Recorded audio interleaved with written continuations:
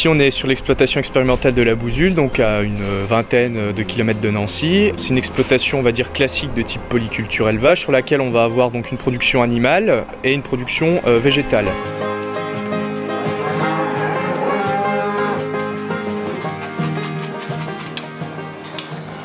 Classiquement, sur une exploitation agricole, les déjections animales sont utilisées pour fertiliser les parcelles, sont directement épandues sur les parcelles, que ce soit les prairies ou les parcelles allouées aux cultures végétales. La méthanisation, elle, va avoir un double emploi de ces résidus. Un emploi qui va permettre, via un processus de dégradation biologique, de produire de l'énergie, mais aussi de produire un résidu qui est reconnu comme étant très fertilisant.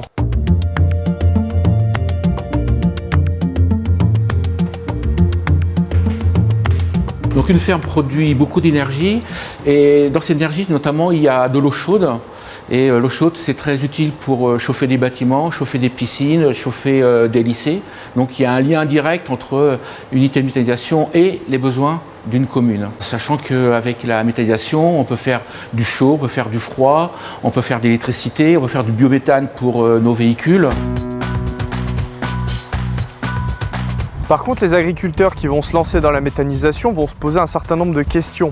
Par exemple, quels résidus ils vont pouvoir incorporer dans leur méthaniseur? Est-ce que ça va être du fumier, du lisier, du lactosérum ou des résidus par exemple d'industrie agroalimentaire?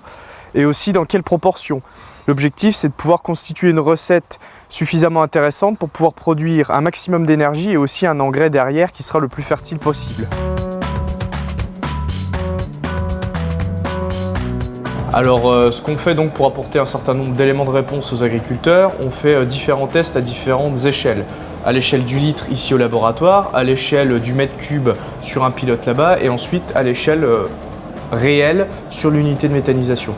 Donc ici au laboratoire, au niveau des bouteilles, on va simplement mesurer le potentiel de production de biogaz pour un substrat donné et aussi la composition du biogaz qui est produit par la dégradation de ce substrat.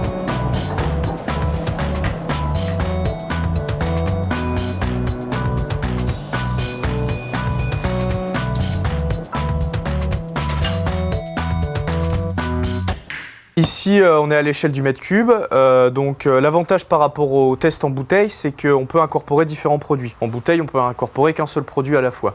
Donc là, on peut tester réellement des rations et les interactions qui peuvent éventuellement exister d'un produit à l'autre dans une unité de méthanisation.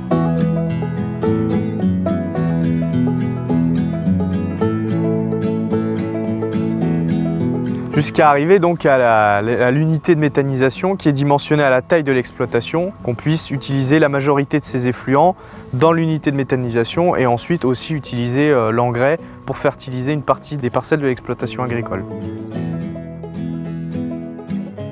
Aujourd'hui, on se rend compte qu'une unité ne peut pas tourner simplement avec du lisier et du fumier, donc il faut apporter des intrants extérieurs. Alors, ça peut être des intercultures, ça peut être de l'herbe de bord de route que l'on ramasse. Autour d'une ferme, sur un territoire, il y a ce qu'il faut pour accompagner un lisier et un fumier. Ça peut être nos déchets organiques, ça peut être les déchets des industries alimentaires.